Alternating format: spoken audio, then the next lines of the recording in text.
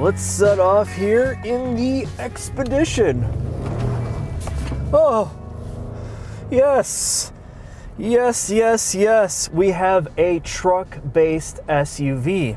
And when you have a truck-based SUV, you get real four-wheel drive. You get a truck-based frame that is not some Nerf cutesy-wootsy that will barely go over a curb and a drive-through. No, this is basically an F-150. And what you get with this Expedition is like an F-150 interior minus the little bit different glass on the driver and passenger door, and a hell of a lot more cargo space. So let's talk about the interior. Now, you may have seen my Lincoln Navigator review, and the Navigator review is very, very similar to this. The main differences are, of course, the interior space. This is less quiet, and it doesn't ride as soft. So the interior space, it is not the prettiest thing. It is mostly functional. You have physical controls for volume, tuning. You have a one-touch button to turn your screen off. You have physical HVAC controls, so you don't have to touch or deal with the touch screen at all. It's completely separate, and I find that it's great. Your seat heaters work well, your seat coolers work well. All of the core functions, the physical buttons and knobs in here work great, and you know that's why it's going to stand the test of time, assuming you don't have reliability issues. Everything is right where you need it to be. It also has the GT500 inspired rotary shift dial to put it in gear. You have right below that your drive selector mode and all your four-wheel drive setup. And for the drive modes, honestly, I just leave it in normal because this is more of a cruiser. It really is. When you look at the interior space in this, you're not going to be doing heavy-duty off-road when you get this fully spec'd out version. You have leather surfaces, you have all this carpet in here, it's just going to get destroyed. So this is more of that cruiser, almost near luxury level SUV with all the utility of a truck. And you see it through and through. The back seats are amazing for this because you can electronically put down the third row. The second row just kind of pops down, but you manually have to pull that one back up. But with the two individual chairs for the second row, you can climb in here so easy and get in that back row of seats. It is very, very usable. Now, obviously, you're not going to get the Max version. I don't know why anybody would get the Max version if you're just on a daily commute. This thing is a tank. It really took me quite a while to get adjusted to it after getting out of regular SUVs and CUVs, because it feels like there's a lot more heft. But the side effect is, you know, you do have a bigger command of the road. You can see everything in here because of the higher ride height, which is a plus or a minus. If you're using this as a family hauler, yeah, you're gonna have to deal with getting up on a step and throwing your kids in here and pulling them out. It is a more truck-like experience, but I think a lot of people want that. So let's get on to the drivability part now that you've seen the interior space.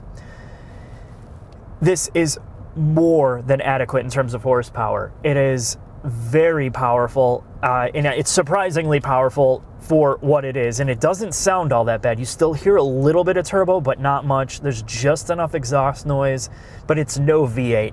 But it's certainly going to be what most people are looking for. You get a little bit better fuel efficiency, which in my case is barely 15 miles to the gallon. I think the pairing of the transmission, constantly having it in the right gear, and I'm not a big fan of like all these extra gears because there is more gear hunting from it, but when you nail the throttle, it always downshifts into the right gear, and it is quick to do so. There's never a delay, and it's just always on tap, and I think you're gonna get addicted to that twin turbo power.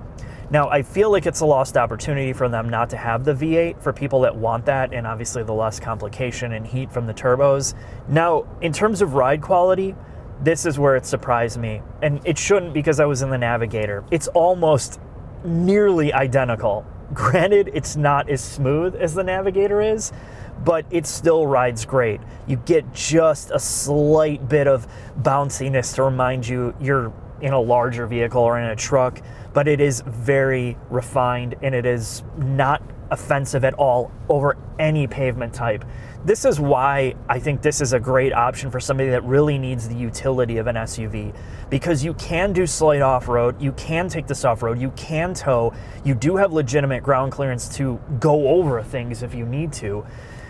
And that's what makes this so special. Now, some of the negatives are, of course, you know, the technology in here is just, it looks very generic, like the gauge cluster, the buttons and knobs and switches and all of that.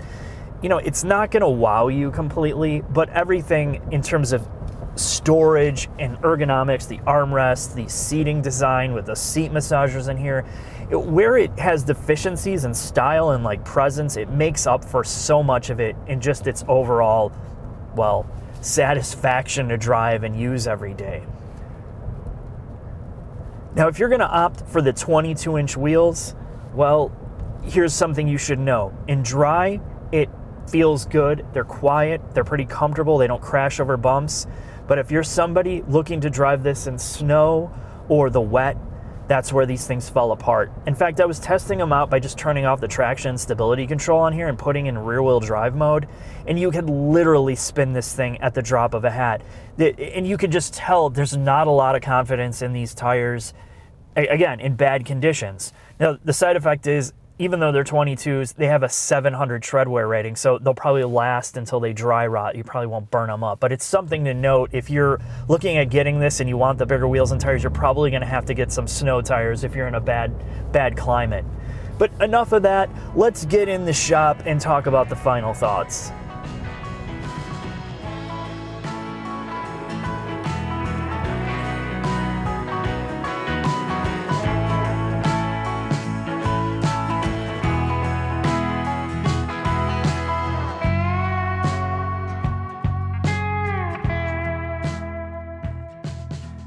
Welcome to the underbody segment with the Ford Expedition Max on the Benpack lift, and this looks huge on here. It takes up almost my entire shop. It's nuts. The body structure has been borrowed from the F-150, all the advancements there. So the entire outside shell is aluminum, and that saves a ton of weight. Underneath, you still have what looks like a truck frame, high-strength steel, borrowed from the F-150. You still have these massive lower steel control arms. Your knuckle design's aluminum for weight savings and rigidity, and pretty much everything else you see here is much like the Lincoln Navigator that I just did a video on, and you can check that out if you're kind of on the fence about these two. The main thing to see here is everything is easily accessible. Doing oil changes, servicing this. The transmission cover comes off with 4 8mm bolts. I mean, pretty much everything from front to back is simple to get to, very truck-like. Now, you may be wondering, what's the big difference between the Navigator and this? Why would you buy it when it's essentially the same thing? Well, they gave the Navigator the Ford Raptor twin-turbo V6 with more horsepower and dual injection. Now, in the rump of the Expedition, you get a standard 331 rear end, but if you get the heavy-duty trailer package or towing package, you get a 373 with an LSD or ELSD, which uses the electronic stability control to keep it in check. You have an optional FX4 off-road package, much like you get on the F-150, and they cover up the trailer hitch, which is a Class 4, and this will tow up to 9,000 pounds with the heavy-duty package, of course. And it's nice that they cover it up. The other thing you're going to notice, this uses an aluminum knuckle, and everything else besides that is stamped steel. You have coil springs or coilover dampers in the back with electronic control, which can soften or firm up the, well, it's basically infinitely adjustable. It's constantly adjusting itself to give you a softer, firm ride depending on conditions. Now, the best thing about having an independent rear suspension is you don't have the leaf springs, and this thing rides so good compared to like the F-150. The F-150 does ride good, but this is so much smoother, namely when you're in the back of it. You don't get that bounciness. Now, the Max is 221 inches long. That's about 12 inches longer than the regular version, and it's about 10 inches longer in terms of wheelbase. The other thing to talk about is this is almost the same size as the old Ford Excursion. So if you're an owner of that, you've been looking to replace it, this is as close as you're gonna get. I think it's about 7 inches shorter. The max is 7 inches shorter, but again, this is pretty much everything the Excursion was, with more power, more efficiency, and of course, you do have good towing capacity.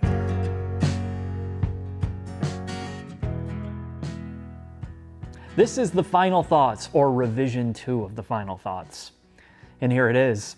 This thing is a beast. The level of towing and cargo capacity is that of a cargo van. The level of comfort, you can legitimately fit 5 to 7 people in here because the third row is accessible. You have massaging front seats. You have so many nooks and crannies to put all your little trinkets in. I don't see why so many people wouldn't love this to go cross country or do whatever you want with it.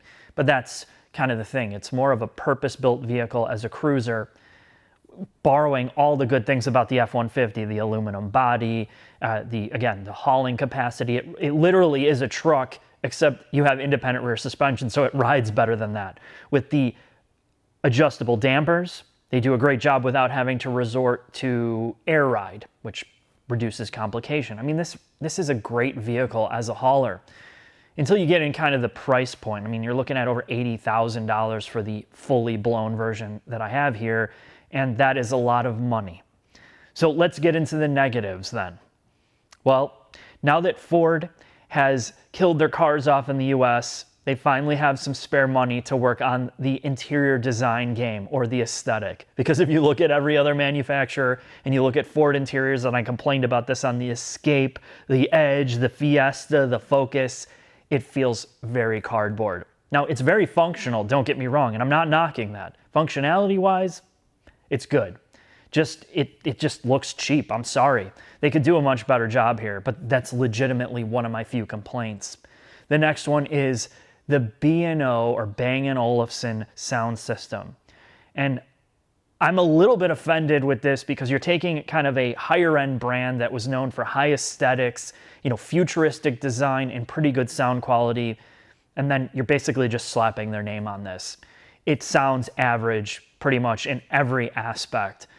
There's no real specialty, EQ for it. The surround mode is just average. It's just an average sound system with a high-end manufacturer slapped on it, and I think more companies are doing this, but don't expect greatness there. But aside from those two major things there, that's about all I can complain about, because this thing hauls ass. With a twin-turbo motor, the transmission performs pretty well for their 10-speed. I mean, it still gear hunts, but you're going to be surprised at how quick this is. And the major change from the original revision of this review is Ford's media site, which is where I get a lot of my technical specifications, and their consumer site says that this engine only has direct injection. It mentions nothing about port and direct injection. They do that on the Navigator, they do it on the F-150, but they didn't do it for here. So I assumed, because it's from Ford, that it didn't have it. Well, it does. So it has direct and port injection, and thank you from Faisal to providing me the technical information with the fuel rails and the fuel pumps. So that eliminates some of the phobia of having just direct injection only. You won't have carbon buildup and all that. But it's a complicated truck. So if you're worried about longevity and you decided on this, I would go right to a place like Ames, Ford, and Lincoln, where they give you a lifetime drivetrain warranty that you can take anywhere after you buy it new from there. And that would save so much, it's such a peace of mind for me buying something like this at that price point. You could buy it not really think about it aside from like electronics and all that. So this was a great experience. It is a true SUV, and you can do pretty much everything that you would want with it. Very little trade-offs. Thanks for watching. I'll see you in the next video. This savage geese, I hate him, I hate him. I'm gonna show you how to get back at him on Yelp and all that other stuff.